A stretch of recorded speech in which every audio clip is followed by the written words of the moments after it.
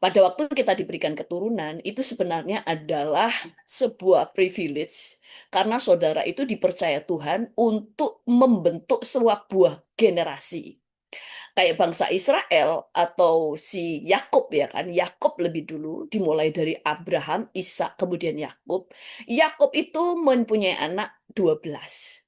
Dari 12 ini dia memberikan didikan sesuai dengan cara Tuhan sehingga kemudian generasi yang dilahirkan menjadi umat pilihan Tuhan, bagaimana Tuhan telah mengikat perjanjian dengan Abraham, dan mereka anak-anak Yakub ini tidak hanya menjadi oh lahir jadi anak kemudian selesai, enggak, tetapi menjadi sebuah bangsa yang menyembah Tuhan di mana nama Tuhan ada di atas mereka. Makanya di seluruh bangsa ini, bangsa Israel lah yang disertai Tuhan lewat tiang awan, tiang api, dan sebagainya. Jadi kita ini melahirkan sebuah generasi. Saudara, kapan hari ada seseorang ya mendapatkan mimpi, dia itu sampai ngeri dengan mimpinya, dia mimpi itu kayak nyata banget. Di mimpinya itu rapture, tapi dia ketinggalan. Nah, anak ini bilang begini, mayoritas orang yang tertinggal itu adalah generasi Gen Z, adalah Gen Z. Dan anak ini juga ketinggalan, dia juga adalah Gen Z. Terus waktu tertinggal, waduh dia ketakutan. Terus dia kagetnya tuh dia lihat banyak teman-temannya yang Kristen itu kebanyakan Gen Z itu ketinggalan. Terus dia tanya kepada Tuhan, Tuhan kenapa?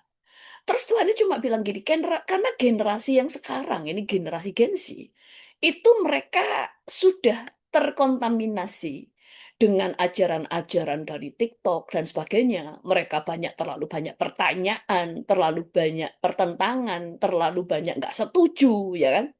Sementara generasi-generasi di atas mereka, ya termasuk kita, puji Tuhan, saya termasuk di dalamnya, dia berkata itu mayoritas tuh di rapture, walaupun ada yang nggak rapture. Berarti di rapture, terus Tuhan berkata begini, karena mereka sekalipun kelihatannya kuno, tapi mereka itu tahu menghormati ibadah. Mereka tahu minggu itu adalah eh, minggu itu adalah waktunya untuk beribadah. Itu masih masih apa ya? Masih melekat kepada mereka.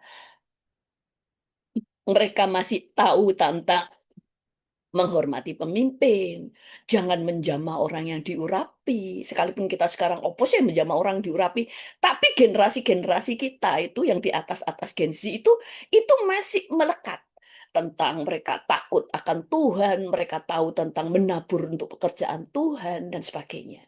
Nah, di sini dia terus kemudian menyampaikan bagaimana generasi dia yaitu Gen Z itu mayoritas tertinggal. Dan Tuhan berkata, sementara orang Gen Z itu setiap pengajaran, dia itu selalu mempertanyakan, why?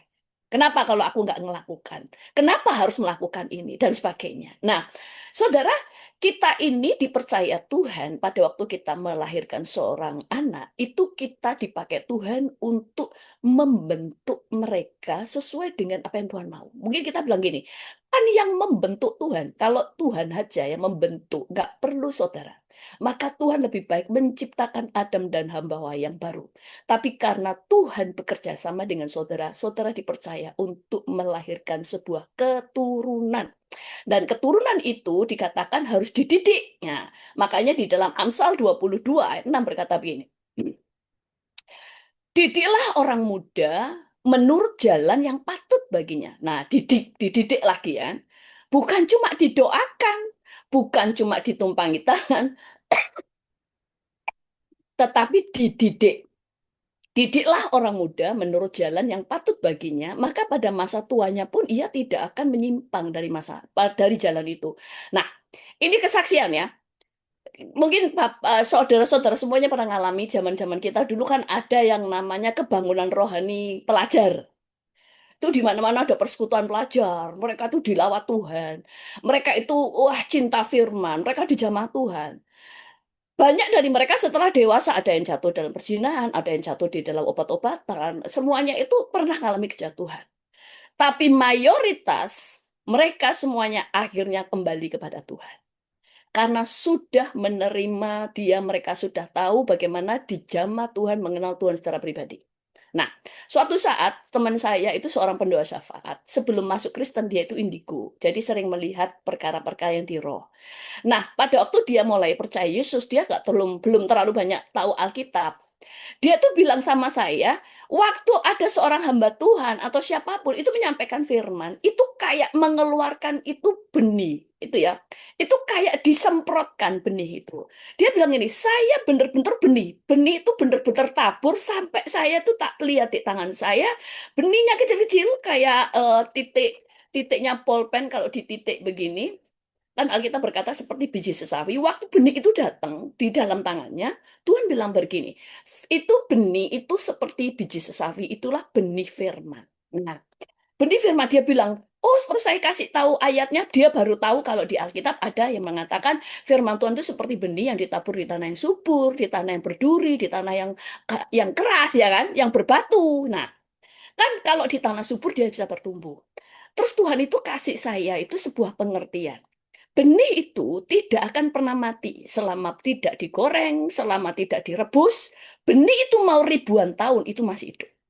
Makanya kapan hari ada ilmuwan yang suka membongkar-bongkar mumi masa lalu ya. Mumi itu dia temukan waktu bersihin mumi, mau diselidiki mumi itu kok ada di badannya ada kayak benih gitu. Mereka coba, mungkin ini benih.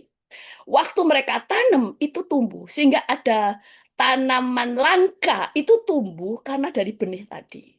Terus dia katakan benih ini dari zamannya Mumi sekitar 1.500 tahun yang lalu ya kan. Itu bisa tumbuh.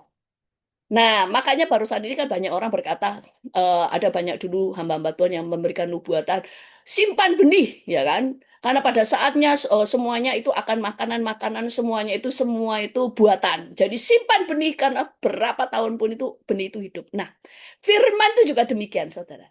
Firman itu benih. Benih, maka Alkitab berkata, firman itu hidup. Benih itu hidup. Jadi, waktu kita mengajar kepada anak kita berkhotbah kepada orang, kita nginjili orang, mungkin benih itu tertanam atau jatuh di tanah yang berbatu, tanah yang berduri. Sehingga firman itu nggak nancep di mereka. Tapi percayalah, benih itu tetap hidup. Sewaktu-waktu dia dijamah Tuhan, sewaktu-waktu dia mengalami Tuhan, tanah mereka menjadi subur. Benih yang pernah mereka terima itu akan bertumbuh di dalam dia. Jadi kita nggak usah peduli hati dia masih keras, hati dia masih berduri. Itu tidak masalah karena benih yang sudah ditabur itu tetap hidup. Sekalipun sekarang belum bertumbuh. Karena tanahnya nggak gembur, tapi benih itu tetap hidup. Makanya kenapa setelah apa benih itu kemudian kita harus tetap menabur karena pada saatnya, pada waktunya benih itu akan bertumbuh. Sama seperti 12 murid Yesus. Waktu Yesus berkhotbah, sering mereka itu nggak nangkep, nggak tahu maksudnya. Waktu Tuhan berkata gini, hati-hati dengan ragi Farisi. Oh mungkin dia ngomong gitu karena kita nggak bawa roti. Padahal Tuhan baru saja membuat 5 roti dan 2 ikan jadi 5.000 lebih. Mereka ngomong, oh mungkin karena kita nggak bawa roti. Terus Tuhan memberikan khotbah yang lain-lain nggak ngerti. Tapi benih itu sudah tertanam, sudah ada di hati mereka. Tapi hati mereka masih belum gembur. Tapi waktu ada kebangunan rohani Pentakosta, semua yang pernah mereka terima, mereka paham. Makanya di dalam kehidupan kita, jangan putus asa waktu bagian kita tuh nyampein firman. Firman tuh percayalah itu benih yang hidup. Itu tetap ada di hati mereka. Walaupun masih tetap berupa benih, belum bertumbuh karena hatinya masih keras. Tapi pada waktunya pasti bertumbuh. Makanya di dalam kehidupan kita juga kepada anak-anak kita, makanya dikatakan didiklah. Di dalam didikan itu pasti ada ajaran. Makanya tadi dikatakan ajaran dan nasihat Tuhan. Didiklah mereka dalam ajaran dan nasihat. Dalam didikan selalu ada ajaran dan nasihat. Nah, sebelum ke sana, ada 5 warisan. Kan tadi kita bicara tentang warisan yang tidak ternilai.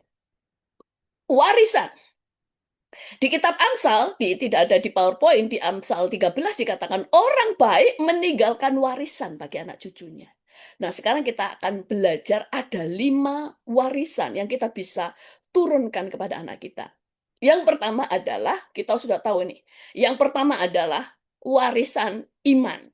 Nah, cuma orang kadang-kadang nggak ngerti gimana ya, mewariskan iman tuh kayak gimana. Nah, mewariskan iman itu selain gini ya, kalau kita cara mewariskan kepada anak-anak kita, satu, lewat ajaran yang kita sampaikan berulang-ulang, kedua, teladan dan doa.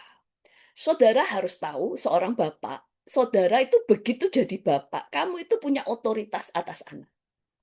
Saudara ingat, bagaimana cara mereka mewariskan iman? Mau Isa, mau Yakub, itu semuanya mereka itu menumpangkan tangan untuk berdoa. Nah, saudara lihat, apa yang dikatakan pada waktu Yakub, Isa itu kan sayang sama Esau. Isa itu mau memberkati Esau. Lalu si istrinya, Ribka, itu langsung nyuruh Yakub untuk menyamar sebagai Esau. Kamu datang kepada bapakmu supaya diberkati. Loh, kenapa? Kalau tidak sebegitu pentingnya perkataan seorang bapak kepada anaknya, maka nggak perlu sampai Ribka itu menyuruh Yakub itu menyamar sebagai Isa. Karena Isa sangat cinta kepada Esau, waktu dia tahunya itu kan waktu itu matanya Esau sudah nggak bisa lihat, sudah kabur, sudah rabun. Waktu dia tahu ini Esau, semua kata-kata berkat kata dia, apa yang dia harapkan terjadi kepadanya dikatakan semua, dan semuanya jadi nggak jadi. Itu makanya sampai sampai Ribka itu nyuruh anaknya, kalau enggak kan enggak apa-apa, tak doakan sendiri. Loh ya bisa, tapi ada sesuatu yang spesial. Karena seorang itu gambaran Kristus. Nah, makanya dia sampai seperti itu. Kita menumpangkan tangan, kita memberikan teladan. Itu sebabnya waktu Isa itu tinggal dengan Abraham, waktu dia sudah lahir sampai gede, dia tinggalnya sama Abraham. Kemudian melahirkan Ishak punya anak Yakub. Itu Yakub itu sempat masih tinggal ada Abraham, ada Ishak, ada Yakub. Sehingga Yakub itu bisa memperhatikan teladan dari ayahnya dan dari kakeknya yaitu Abraham. Nah, tadi dikatakan iman. Bagaimana sih mewariskan iman? Kita menumpangkan tangan, kita mendoakan mereka. Untuk apa? Mengalami Tuhan. Itu yang penting. Karena kita harus membawa anak-anak kita untuk mengenal Tuhan secara pribadi dan membiarkan mereka mengalami Tuhan. Tanpa mereka mengalami Tuhan, mereka itu gampang murtad. Karena bagi mereka, semua agama sama, semua Tuhan sama. Kebetulan aku Kristen. Saya dulu pernah waktu masih anak-anak, saya ngomong ayah saya mau masuk agama lain. Ya, puji Tuhan, ayah saya bijaksana.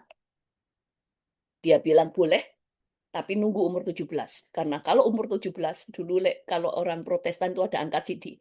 Kalau umur 17 kamu sudah dianggap dewasa, bisa menentukan imanmu.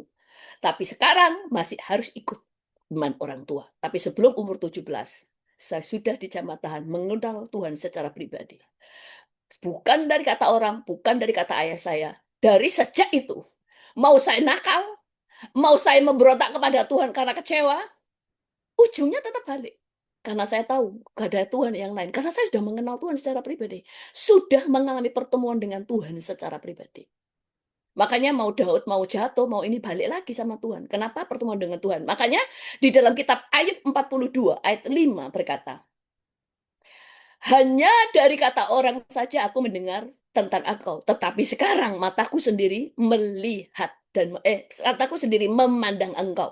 Artinya dia pada pasal yang pertama Tuhan sudah berkata dia orang soleh. Orang saleh artinya ibadahnya dia jalanin. Dia nggak melakukan dosa, nggak ngalami perzinahan, nggak ngelirik wanita lain. Dia nggak mencuri. Dia saleh, tapi nggak kenal Tuhan. Waktu itu kemudian dia mengenal Tuhan secara pribadi, maka imannya semakin dahsyat. Makanya kalau kita belajar di Alkitab, semua yang kuat adalah yang punya pengalaman pribadi dengan Tuhan. Kayak contoh, Paulus mengalami ketemu Tuhan. Waktu dia mau mengejar orang-orang Kristen di ke Damsyik, tiba-tiba didatangi Tuhan dengan sinar yang menyilaukan sampai dia buta dan dia tanya, Tuhan, siapakah kamu, Tuhan? Dan Tuhan berkata, aku adalah Yesus yang kamu aniaya itu. Dia bertobat di situ menjadi orang yang radikal. Kemudian Musa ketemu Tuhan, dia melihat kok ada semak duri terbakar, tapi nggak hangus. Dia ingin datang dan kemudian Tuhan berkata, Hai Musa, itu tempat yang kamu injak itu adalah kudus. Dia ketemu Tuhan secara pribadi. Kemudian Abraham, waktu Tuhan berkata, Hai Abraham, keluarlah tinggalkan anak saudaramu, pergi kan aku akan menjadi kamu bangsa yang besar. Kemudian kepada Yakub, tuh dia bertemu dengan Tuhan. Tadinya dia selalu berkata, "Oh, engkau adalah Allah ayahku Abraham, engkau adalah Allah ayahku Ishak." Tapi waktu ketemu Tuhan, dia melihat tiang sebuah tangga sampai ke langit terbuka dan di situ ada malaikat naik turun dan Tuhan berdiri di sana di sebelahnya.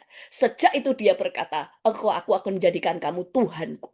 Nah, saudara, makanya melahirkan atau mewariskan iman adalah memberikan teladan, memberikan kesaksian, ajaran. Tetapi yang terpenting adalah berdoa, mendoakan mereka, dan menyuruh mereka berdoa supaya mengalami Tuhan. Karena setiap orang yang sudah mengalami Tuhan, kemungkinan meninggalkan Tuhan itu sangat kecil. Karena mereka sudah tahu siapa Tuhan. Bukan dari kata-kata orang tuanya, bukan dari kata pendeta, bukan dari kata penginjil. Nah, yang kedua, apa yang kita mau wariskan? Yang kedua adalah disiplin rohani. Disiplin rohani, saudara, kita harus tahu budaya kerajaan Allah itu harus kita bangun di rumah. Saudara tahu pada waktu bangsa Israel keluar dari Mesir, pertama yang diajar adalah cara beribadah. Mereka belajar beribadah itu untuk di rumahnya, bukan dulu tentang di luar. Apa saja yang kita belajar dari rumah? Itu harus menjadi sebuah kebudayaan atau sudah menjadi kebiasaan di rumah. Baca Alkitab setiap hari, kemudian jangan dimulai dari nanti kalau gede, mulai dari anak-anak. Gak usah bacaan-bacaan yang rumit-rumit. Baca Alkitab setiap hari, doa pujian penyembahan sebagai kewajiban, dan ini puasa, kemudian ibadah dan melayani, diajar bagaimana hidup dalam iman. Gimana puasa? Ajar anak kita boleh puasa sejak kecil. Kalau masih kecil bisa puasa 3 jam atau 4 jam saja. 4 jam nggak makan, nggak minum. Setelah itu boleh makan. Tetapi selama 4 jam, di antara 4 jam ini, mereka diajar doa. Waktu puasa, apa yang harus didoakan? Kita tuh harus ngajarnya spesifik. Apa yang didoakan? Satu, minta hikmat. Dua, minta panca indera rohani. Dibuka. Ketiga, minta tuntunan Tuhan. Jadi dari kecil, mereka sudah tahu apa yang harus diminta kepada Tuhan. Puasa. Puasa itu sudah harus menjadi budaya, bukan nunggu. Itu nanti di gereja. Loh, di gereja ada puasa kita unity. Tapi di rumahmu, engkau harus membangun kebiasaan itu dari kecil. Makanya Yesus, kemudian Yohanes Pembaptis, itu sudah diurapi Tuhan sejak dari kecil. Sudah dari dalam kandungan. Nah, kemudian kita singkat-singkat aja. Yang ketiga, apa yang kita harus wariskan? Yaitu hikmat kehidupan sesuai dengan firman Tuhan. Hikmat kehidupan sesuai dengan firman Tuhan. Nah, kalau di dalam kitab Ulangan 6 ayat 17, tidak ada di PowerPoint, dikatakan begini, haruslah engkau mengajarnya berulang-ulang kepada anakmu dan membicarakannya apabila engkau duduk di rumahmu, apabila engkau berbaring, dan apabila engkau bangun. Kenapa Tuhan ngomong ajar berulang-ulang waktu kepada anakmu, waktu duduk di rumahmu, waktu engkau berbaring, waktu engkau bangun? Karena itu dalam keadaan santai. Keluarga kita, anak kita, nilai-nilai kehidupan, hikmat dari Tuhan itu bisa terbangun. Diulang-ulang. Yang pertama apa? Yang pertama, menghormati Tuhan. Hikmat apa yang kita harus ajar di rumah? Nggak perlu kayak orang khotbah. Sedikit-sedikit kalau ngajarin menghormati Tuhan. Utamakan doa. Menghormati orang tua. Menghormati pemimpin. Menghormati orang yang lebih tua. Itu harus kita sampaikan. Bersyukur untuk hal-hal kecil. Tahu berterima kasih baik kepada Tuhan, juga kepada orang lain. Tahu berterima kasih. Terima kasih pada Tuhan, terima kasih pada orang yang menolong. Tahu balas budi. Itu hal-hal kecil. Ini adalah hikmat. Hikmat cara hidup. Penguasaan diri. Dan tanggung jawab mereka harus mengerti tentang penguasaan diri. Mereka harus tahu, diajarin. Kejujuran, bisa dipercaya. Ini nggak usah ngomong itu langsung kayak khotbah yang berentetan. Enggak. Kita sambil makan, kita sambil duduk, sambil tidur, waktu makan bersama-sama, kita ngomong, kita itu harus jujur. Kita harus menjadi orang yang dipercaya. Nilai-nilai itu terbangun. Percaya bahwa setiap masalah ada jalan keluar. Nah ini, kita harus bangun. Makanya ada orang mental pecundang dan ada mental pemenang. Dimulai dari apa yang masuk di dalam pikirannya. Kalau setiap anak kita sudah diajar dari kecil bahwa tidak ada masalah tanpa jalan keluar, tidak ada masalah yang tidak bisa diselesaikan, maka dia itu akan terbangun. Saudara harus tahu, waktu apa yang saudara ajarkan itu nyantol di pikiran mereka. Itu yang namanya dia sudah menerima warisan dari engkau. Dan firman jadi rema itu artinya firman yang disampaikan dengan kata-kata sederhana, itu semuanya sudah diambil dari ayat-ayat, ada ayat firman Tuhannya semua. Cuma nggak saya kasih ayat-ayatnya, panjang banyak. Tapi itu semuanya diambil. Setiap firman yang jadi rema adalah firman itu mengubah cara pikir sampai jadi mental. Nah, kalau firman jadi daging, firman itu jadi karakter. Jadi rema adalah menjadi pola pikir, jadi mental. Sampai mentalmu itu diubah. Mental itu, firman itu mengubah pikiranmu. Sampai itu jadi mental kamu. Oh, tidak ada jalan. Tidak ada masalah yang tanpa jalan keluar. Semua pasti ada jalan keluarnya. Nah, itu sampai percaya. Itu sampai jadi mentalmu. Makanya, kenapa sekolah orang Yahudi itu beda dengan orang-orang biasa. Orang Yahudi diajar. Cari masalah yang ada di dunia. Dan kamu harus menemukan jalan keluarnya. Kamu harus menciptakan solusinya. Karena mereka percaya di setiap masalah tidak ada yang tidak ada jalan keluar. Mental mereka beda. Itu yang namanya firman menjadi rema. Nah kemudian tadi di kasaan kita mulai penguasaan diri, kita ajar penguasaan diri, menguasai emosi, menguasai perasaan, menguasai kemarahan, menguasai keinginan, semua segala sesuatu harus dikendalikan. Itu diulang-ulang. Dulu ibu saya kalau ngajari saya itu sambil saya disuapin. Saya sampai SMA masih disuapin karena saya dulu orangnya susah kalau disuruh makan. Kalau sekarang susah ngerem untuk makan. Itu saya sampai saya pakai seragam, saya pakai sepatu itu sambil diikuti ibu saya disuapin, sambil ngomong. Kamu itu harus belajar penguasaan diri, belajar kalau kalau apa ya, apa kalau ketawa nggak cekakaan, kamu harus belajar untuk membangun membangun apa? Boundaries, walaupun dulu dia ngomongnya gak boundaries, tahu membangun jarak, membangun ini dan sebagainya. Itu semuanya diulang-ulang waktu nyuapin, waktu berbaring, dia ngomong lagi, saya sampai bosen. Tapi ternyata, waktu saya jauh dari orang tua, saya baru sadar, semua itu membentuk pola pikir saya. Ternyata itu mengubah pikiran saya. Nah, itu yang Tuhan mau diulang-ulang. Makanya ada kitab ulangan. Kenapa? Karena Musa mengulang-ulang apa yang diajarkan. Karena dulu Musa memang menulis Alkitab, tapi dia yang pegang. Karena zaman dulu mau menulis Alkitab itu nulis, saudara, itu semua rakyat dikasih. Ya, siapa yang mau nulis gitu banyak? Kalau sekarang ada percetakan. Tapi diulang-ulang supaya orang Israel itu turun-temurun tahu tentang firman. Sampai itu menjadi pola pikir. Dan kemudian, tadi mulai diajar bertanggung jawab, percaya bahwa setiap masalah ada jalan keluar, supaya mereka punya mental pemenang, bukan pecundang. Kemudian mereka diajar mencintai keluarga, mengutamakan keluarga. Mereka diajar memilih sahabat yang benar. Saudara, kita harus ajar anak-anak kita. Boleh berteman. Miliki banyak teman. 1.000 teman, kurang. Tapi jadi sahabat harus milih. Tuhan Yesus mencintai orang Farisi. Tuhan Yesus mencintai orang eh, orang ahli-ahli Taurat. Tapi Tuhan Yesus tidak bergaul dengan mereka. Ngobrol tapi nggak bergaul. Yang Tuhan bergaul hanya dengan murid-muridnya. Makanya Tuhan berkata, jangan bergaul dengan orang fasik, jangan bergaul dengan pencemooh, jangan bergaul dengan orang toksik, jangan bergaul dengan orang yang pemarah, jangan bergaul dengan orang yang lekas gusar, jangan bergaul dengan para pemberontak. Kenapa? Karena keselamatanmu itu jauh lebih penting. Jadi kita mulai ajar mereka itu untuk diulang-ulang. Kamu boleh berteman. Berteman. Itu semua mengubah cara pikir. Contoh saudara, semua orang suku-suku itu berbeda kan.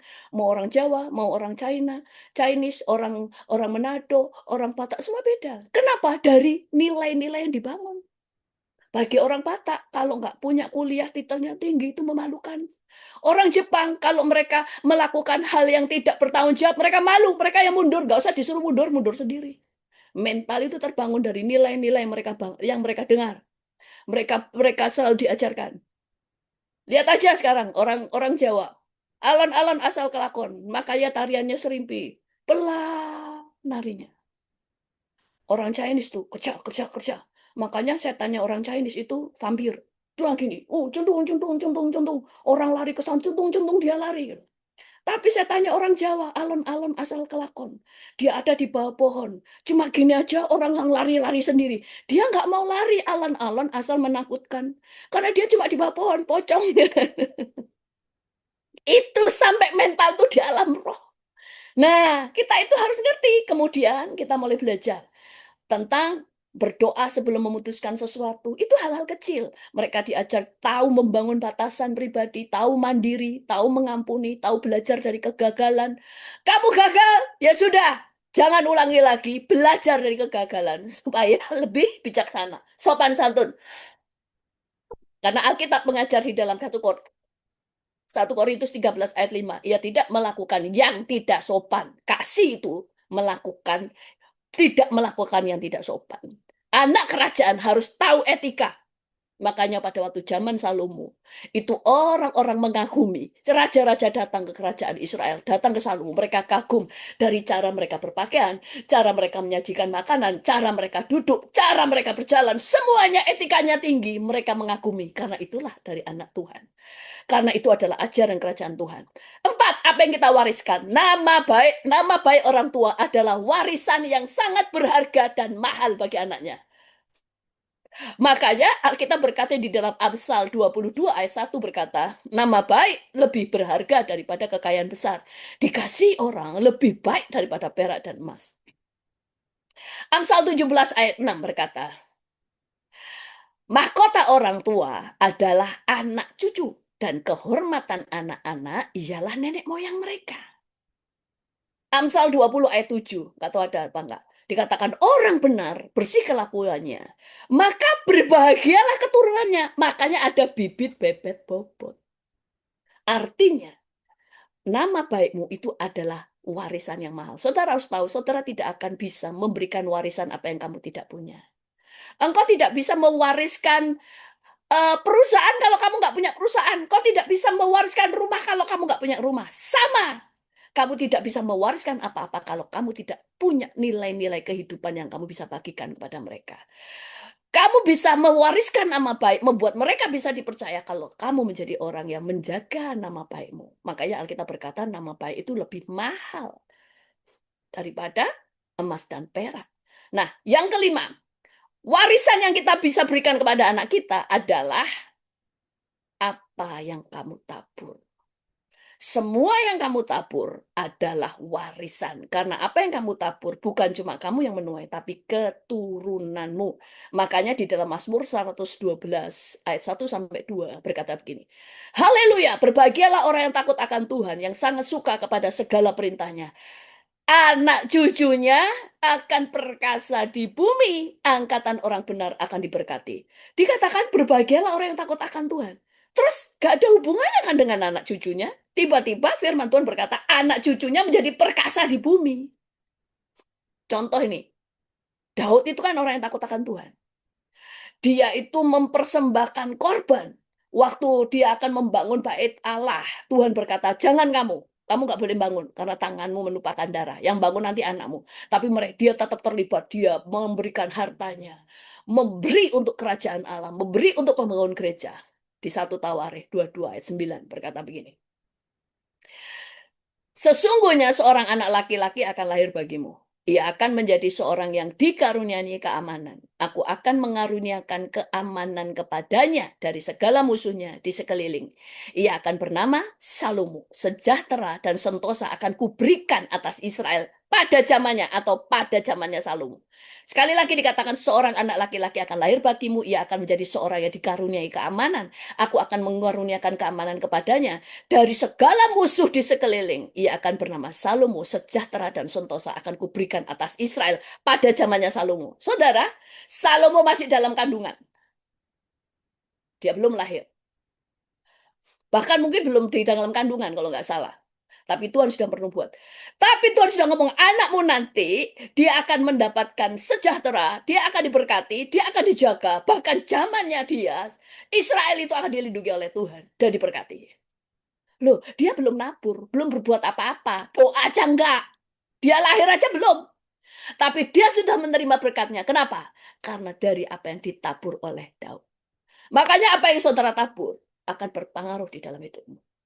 Itu kesaksian itu loh. Ada aku Ayung di sini. Itu saudaranya dia yang namanya Amin. Dia itu nggak pernah jadi babu.